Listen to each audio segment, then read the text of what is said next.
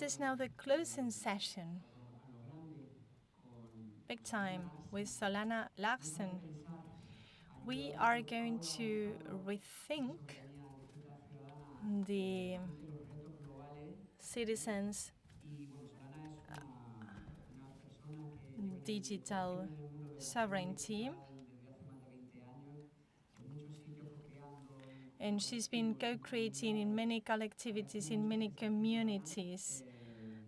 She has 20 years of experience, and she's now working on the Open Knowledge Foundation.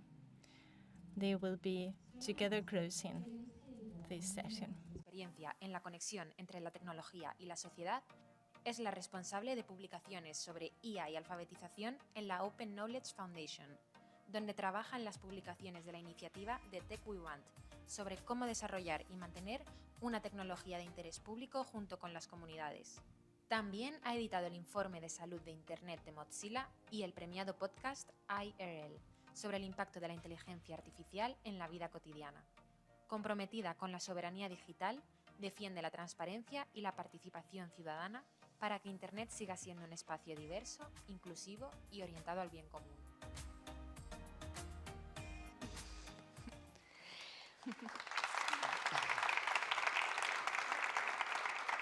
Bueno, pues un auténtico lujo poder cerrar este.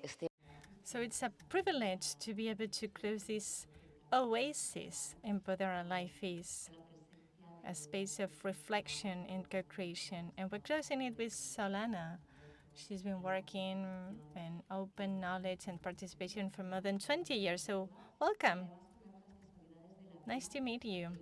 Because, well, it's a coincidence that I met Solana because we collaborated together in a book. She had been working for Global Voices Online, and she had been working on citizens' participation. And it was like Andy Piper's case. Twitter became X. And, well, the same happened to Solana because Elon Musk took over the idea of citizen participation.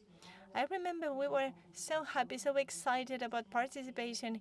Internet was the place where everything was possible. We were all full of emotion and excitement.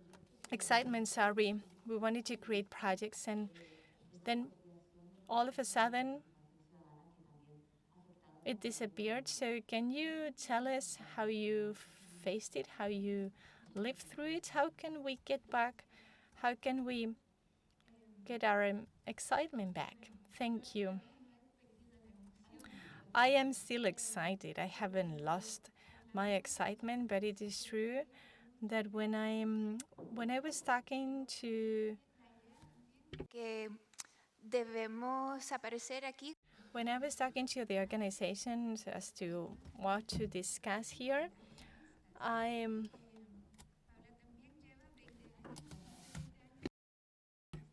and so I was talking to Paula, and she has been working with communities. And we said, oh, let's talk about the excitement and the lack of excitement. I haven't lost my excitement, my enthusiasm. That's how it all started. We wanted to connect all the world. We wanted to put our opinions and ideas in a network. We wanted to connect with communities in different parts of the world. We wanted to stimulate, promote knowledge sharing among us. And then infrastructures, the ecosystem that we relied upon has changed.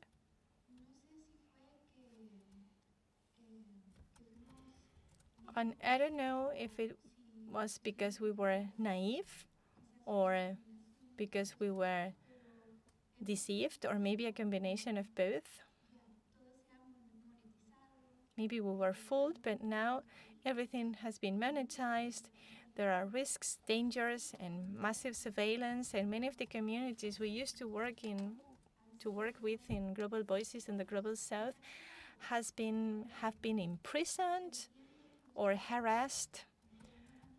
And now dangers are like stronger. We perceive them strongly. And little by little, we understand that those dangers are not far away. We need to be aware. And in these challenges, we need to rethink the consequences of the decisions we make. We talk about how to be citizens in this sovereignty. This also implies not being naive on the type of browsers we use. Are we using Chrome? Maybe Chrome is tracking some people down, or the responsibility of using Amazon. Having all this information available to us is positive. In the past, all these consequences, all these hidden agendas were not apparent. So this might be the beginning of a new era, the beginning of the change. Yes, and going back to the previous question, I am intimidated to see these projects, Firefox, Mastodon, everything we've seen here in Empodera Life shows that the fight goes on, not just the tech fight. It's a fight against the injustice, inequity around the world. We now understand that these cannot be isolated fights. There are intersections between the fight for an open and free technology and the rest of the fights. And this goes on, and the social movements are stronger together. There are now many collaborations that did not exist in the past, that were difficult to explain. When we talk about the big companies, Google, Microsoft, and the importance of having alternatives to them, means that part of the problem when we think about Google, well, I use that when I want to chat with something in my work or to write documents. It is, of course, so. But when I think about these companies, I think about the power, as Karen said. They have a huge economic power. I also think about these companies, Microsoft and many other big techs, have military contracts of billions of dollars. They facilitate massive surveillance in many places of the world. They also help building weapons in many places in the world. They are like secret organizations with many different links and ties in many places in the world. So if we're talking about social movements and changing the world, interacting and putting all the information together, putting all the wishes together in that infrastructure, connected with something so unethical and based on the consumerism with hidden interests, is a thing. That's why we're here. We want to talk about the Open Knowledge Foundation. This is the place you work for. You are responsible for artificial intelligence communications, and you want to rethink the way technology is developed and used. So we need to unlearn the traditional ways of working. What do you mean by that? Well, as you know, there are many ways to learn. You have the formal setting, someone teaches you something, but then we all learn every day about the technologies or from the technologies we use. It's like a technology language that we use, that we learn by using them, and certain values that are encoded in what we use. And then I lost my train of thought. Yeah, the language code of social media. It's like you have high standards and you only can get so far. Yeah, so we learn the language and how to interact and what we can use in our social media. And I was saying that this is something that we can and should unlearn. In the open data movements, in the open knowledge movement, in my foundation, the Open Knowledge Foundation, there are certain rules that we have to reassess, to reevaluate. For instance, sharing open data has benefited the big companies that we are against.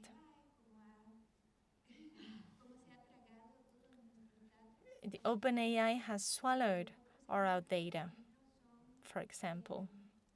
Another example, in the Global South communities, they are compiling, gathering voice data. They want to use them in voice technologies. That would be great if they were using them to stimulate the local economy. But no, they're gathering those data. They are stealing those data. They're swallowing them. So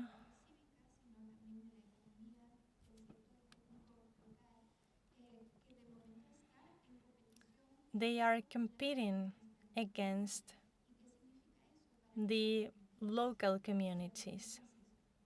So what does that mean for alternatives? If we think about, when I say that we have to rethink our movements and the way we work with open data, we need to think about the communities that create those data. We need to empower them. They need to have more governance. They need to have more control and power over their data and what they can be used for. So that is part of this project in the Open Knowledge Foundation. We want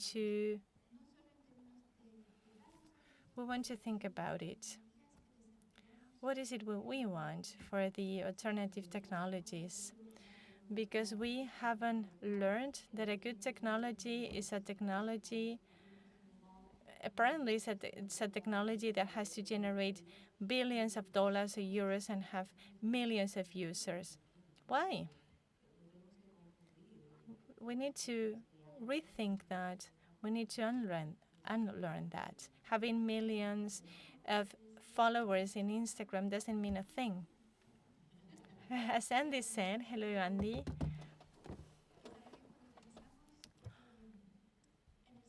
when we think about the civic sector, the civil society, how should we invest in terms of technology and open technology? What for? By whom? And why? We can develop very specific technologies. For instance, for research journalists or investigative journalists, or for, I don't know, eco-friendly communities.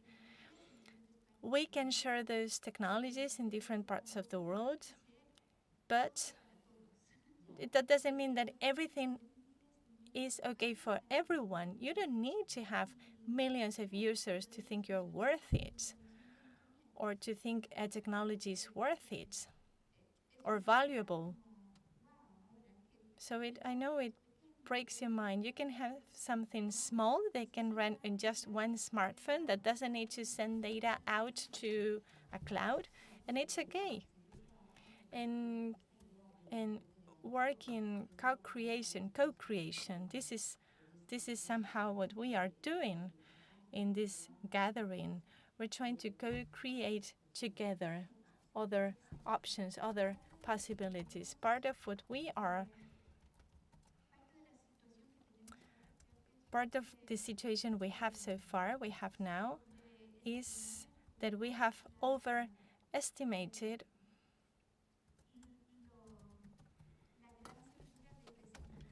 the knowledge, the wisdom of the developer's wisdom and knowledge.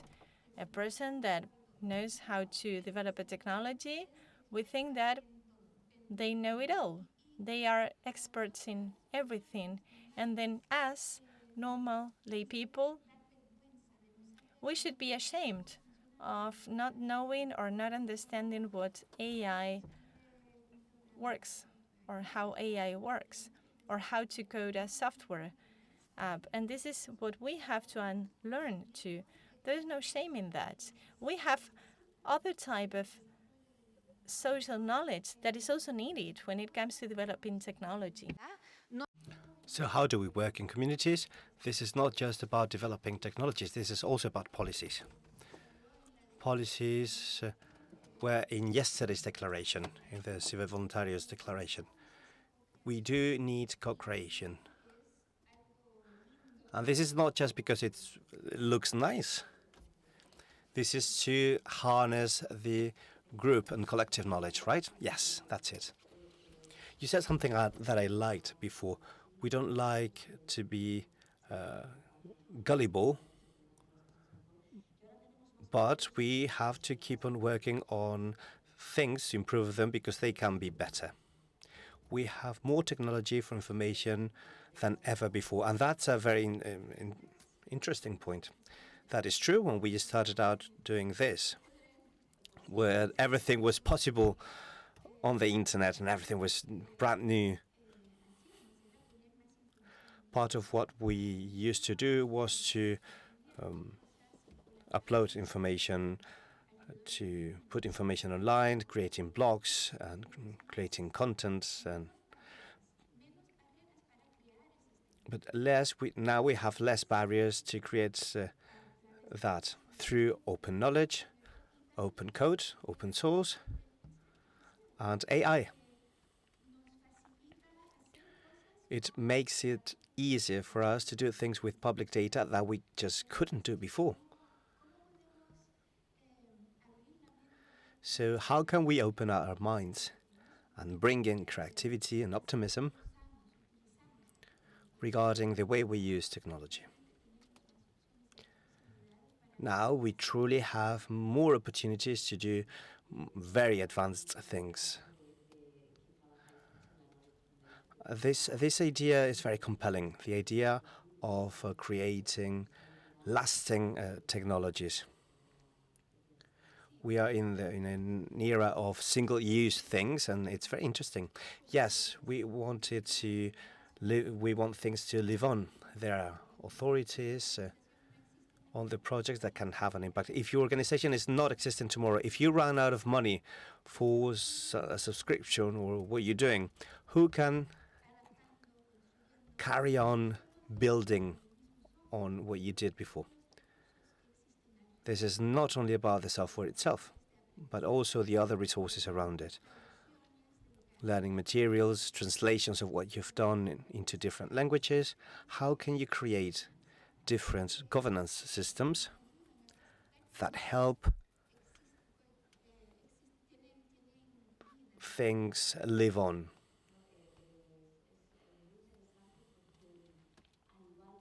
That's very interesting because just like here in Empoderar Live, in your foundation, which is so interesting, you're working with small projects, and those projects very often help us think that things can be transferred, taken somewhere else, escalated, taken to other points. But bringing them down and making them at a smaller scale can make us think that it's easier to land them, to make them a reality. That is right. Sometimes when you have something small, that is a big thing. And that's actually what it takes for some specific situations. I think we should bring back those values that the ethics. Andy spoke about being consumers, but also about the idea of recovering this citizenship. How can we apply values? How can we apply ethics through technology and through all this? That's also an important thing. That's food for thought that can be applied for these projects. That's right, and this is not necessarily about erasing everything you have on Google. This is about trying out new things and playing around with new technologies and bringing love to the communities we co-create with, like the crypto coffee we spoke about the other day, yesterday. You spoke about coexisting, living together. This is not only about speaking about utopia. If you have your job, your Gmail account, your searcher provided by your company, but you can also have both things while you think of a more ethical world. In our families and in our communities, we can unlearn the regulations that are not that don't apply to us and create new ones. In our cities, in our schools, there are small changes that can be made and that can make us feel better and more empowered, even if we don't manage to change the whole world situation with a stroke, but it's worth it. Let me ask you, what role do you think journalists and activists and civil society to move towards a more effective digital sovereignty?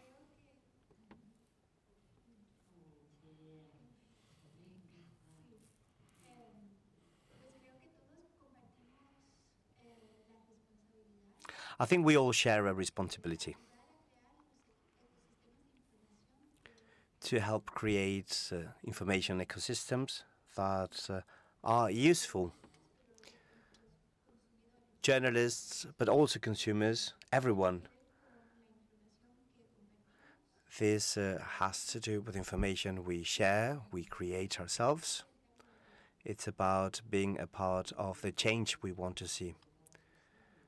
And starting to think that that change is possible is a part of it. So we have 3 minutes for questions or any comments as well. Anything you want to share with Solana?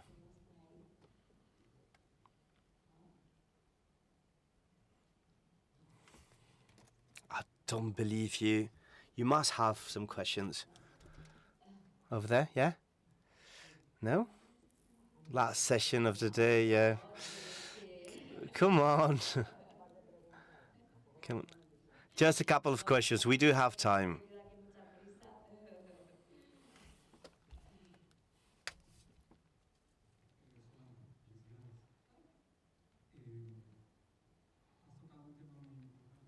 Thanks, Solana.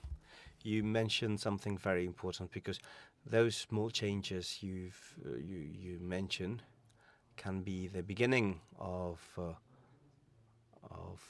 empowerment for digital citizenship. When you asked about the involvement of journalists, they are always going to play their role, but they also work for big communication companies or media companies, which coerce a little bit or limit the liberty. But we can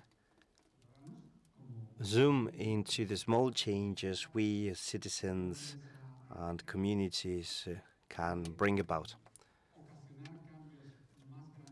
That can lead to even larger changes.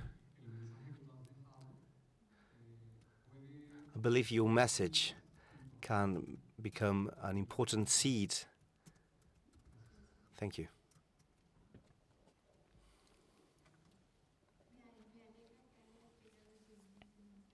I'm happy the message has reached you.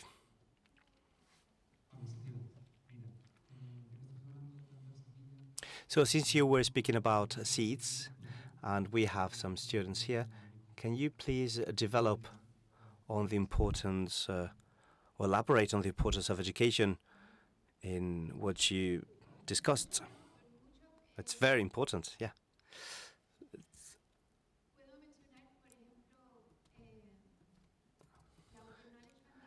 I could mention that the Open Knowledge Foundation has a school of data, but there are many other sources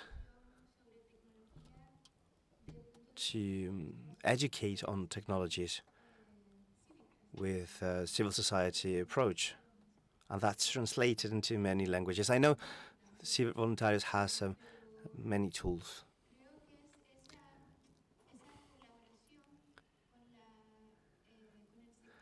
I believe that working alongside the civil society based on technology communities, political communities, and the education sector. We must work together to help students of all ages so they know and learn better on the ecosystems and economic and political interests. Hello?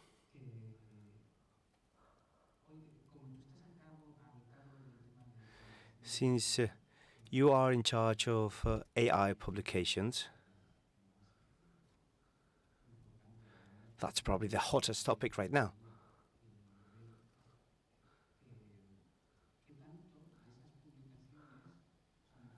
How many of those publications are technical ones, and how many are rather related to alignment?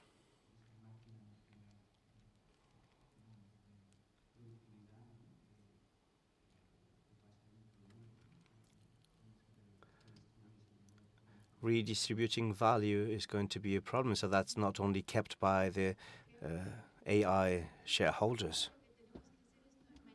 Part of what we need to do is to normalize that no one knows what to do, no one understands everything, and we're all quite confused regarding the responsible use of AI, about understanding the problem, the dangers, the challenges. We have to follow up the conversation that's happening. Everyone is adopting, using AI without considering the alternatives within the same world.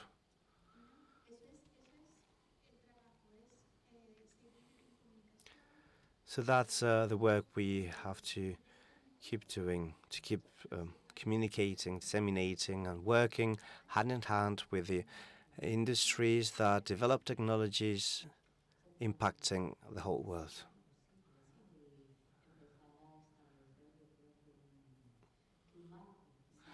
So setting a new framework, right?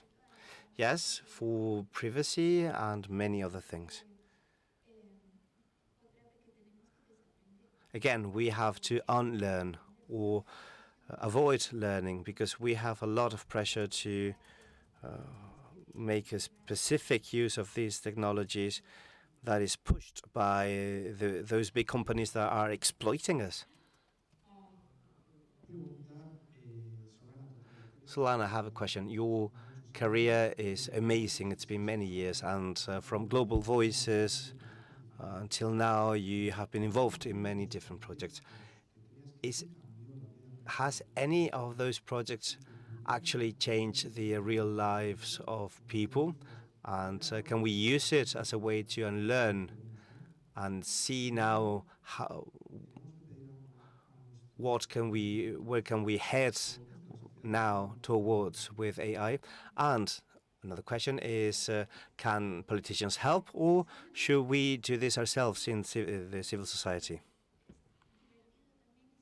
I can think of several ones. One of them is a funny one, Common Voice, funded by Mozilla. And on Common Voice, they developed an app where you can donate your voice in many languages. You It can be donated for voice recognition, open voice recognition. That can facilitate the development of technologies in different areas, such as healthcare. There was a very inspiring project where they created a chatbot, but they didn't have the resources to develop a source of information where people could call and ask where to find help and find vaccines and so on. There was a software community that designed a chatbot, and it was done with common voice data donated by students, the civil society, and they managed to make a change.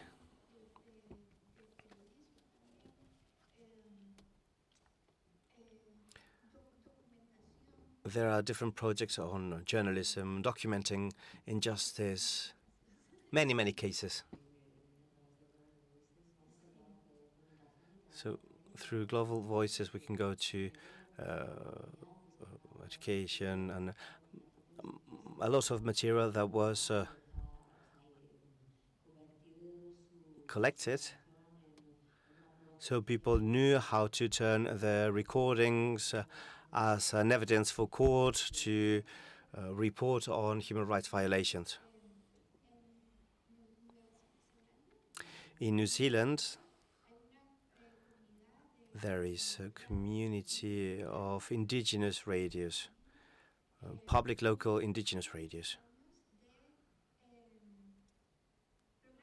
So it's many radio stations with a lot of radio shows recorded in their original languages, in their native languages. And there are a few people who still understand those languages. So in that community, they have developed their own voice recognition AI to transcribe years and years of radio shows and interviews with grandparents and great-grandparents from different parts of the country to find information. And that's also a way to preserve the native languages.